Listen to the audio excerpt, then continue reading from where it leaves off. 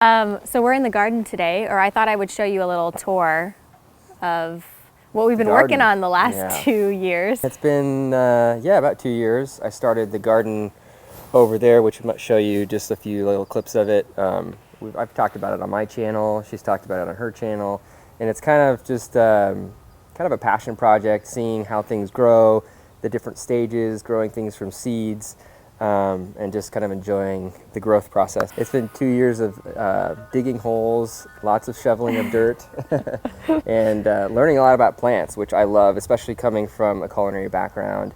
Working in kitchens, ordering food from vendors, it's cool to see, you know, how it all happens, or at least some of it. So today I'm going to take you guys on a tour, a visual tour, I guess, of what we have growing so far and what's coming. And our dog is scratching at the door.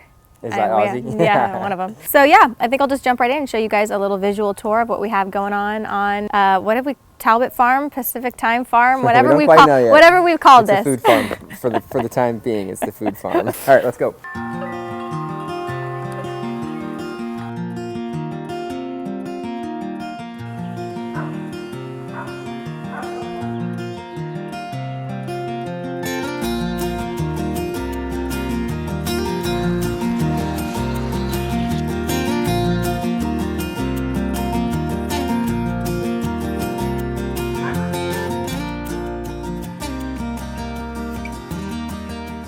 When you open the double doors to the music studio, you'll see some wind chimes and then the herb garden. Last year we planted some white roses behind the studio. You can see the pink Himalayan salt lamp there in the vocal booth, so that's directly behind there. And then we also have some gardenias in front of the studio, which those haven't started to bloom yet. Those usually come a little later in the summer. And then we also have the herb garden. These are some beautiful containers that we get at our local nursery. You can usually find them at a nursery that carries citrus trees, and we've collected them. We usually buy them in bulk. We started growing herbs right here. We have catnip, we have some blueberries, we have a few berry bushes, and I also want to plant an elderberry bush as well. The blueberries are almost ready. The blackberries, not quite, but you can see the really pretty flowers on the blackberry bush. We have some lemon balm, which I really love to use for tea. It's a natural stress reliever. And we have some traditional sage. We have some thyme and also marjoram. My husband typically uses those for culinary purposes and in different recipes, and we love to kind of snip those and use those. We also have a bunch of different mints. We have orange mint, chocolate mint, and peppermint. We planted this sage a few years ago, and it just started to bloom these really beautiful purple flowers. So this is purple sage here. And then I planted a few new things as well, including echinacea. It just started to sprout. You can just see those baby sprouts. Clary sage. I've already started to share in videos, but I want to continue to share the uses and applications of these herbs and why I chose to plant them and use them. We have milk thistle right here. This just popped up recently, and this is going to be a really, really beautiful flower once it's in full bloom. Calendula is a really beautiful herb as well, very anti-inflammatory, so great for herbal steams for your throat if you're feeling sick, but also it can be used for diaper rash cream, bath soak, or herbal infusion.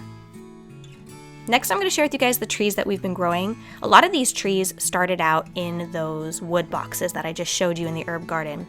We usually fill those about halfway with soil, so they're not completely filled to the bottom with soil, but in the case of having trees, we did fill them all the way, so it had plenty of room to root. These are really beautiful citrus blossoms, so we have a few citrus trees including lemon, lime, grapefruit, and blood orange. And these have been growing for many years. Like I said, starting first in the boxes, we transplanted them into the ground. We have a peach tree right here. We have a few pomegranate trees which grow really well in this area. We have a fig tree. And then going up the staircase, my husband actually built that staircase from repurposing a gazebo that was on our property. He planted a bunch of trees alongside there, including pear, nectarine, some more pomegranates. He's got several different trees that he planted, and they're all on a drip line irrigation system that he set up. I will let him share that because that's kind of more of his baby. All of these trees are called dwarf trees, so they only get so big. We also planted a few avocado trees. All of them have had new growth. Some of them have started to fruit, but we're still nurturing them and taking good care of them because we know it takes several years to see fruit on some of these trees. Moving to his culinary garden, I really wanted him to come on here and do the voiceover so he could speak to this garden because this is really his space and what he focuses on. And these beds he built, he uses a soil that he purchased from Home Depot in bulk.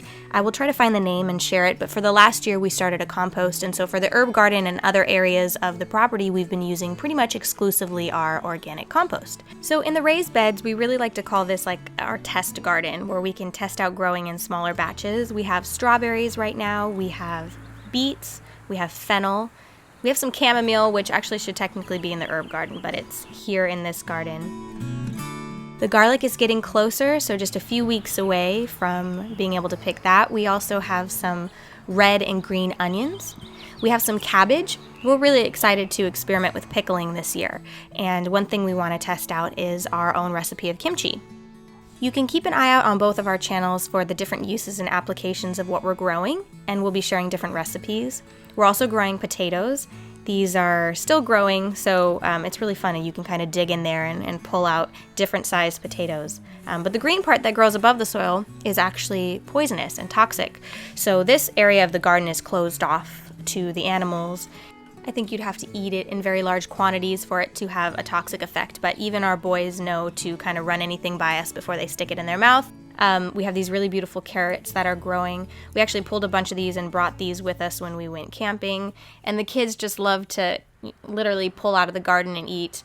And then we also have lettuce, which we use for all sorts of different salads, sandwiches. We use this all the time for dinner. And then we have another bed that we planted some new items in, including peppers and chilies, so we're excited for those to pop up. In the front yard, we've been landscaping a bit. You can see we have a lot of rosemary. Right in this area, there were these kind of drier shrubs that lived here when we first moved in. My husband took those down and planted some rose bushes, white and pink rose bushes. We have some chicken wire around here right now just so that the rose bushes can get nice and strong. We have 3 puppies, all under the age of 2, and they like to run through the yard and sometimes trample. A family member of ours, her name is Blvd, she gave us this rose bush when we first moved in, this really pretty deep pink, and then I bought this vintage rose bush. When we first moved into this house, we had a vision of a lot of lavender in our front yard. So we started with a really small patch of English lavender.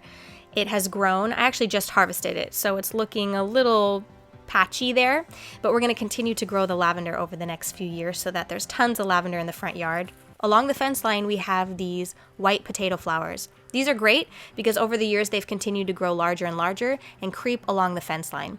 The hope here is that we have more privacy, but it's also really, really beautiful to look at. My husband literally never stops, so he's always working on something new. These wood boxes we're going to transplant our jasmine flowers so that we have a really large bush of jasmine flowers behind the studio and our bedroom there. That's going to smell great in the summer. We're also planting rose. Byron has been tilling the land. We just had the soil tested. Everything looks good. He set up the drip irrigation and planted seeds just last night, actually. And we have, I think, watermelon, summer squash, and chilies. So it is a daily grind. Lots of love and labor goes into this. And a lot of people ask, what is your goal? What is the plan?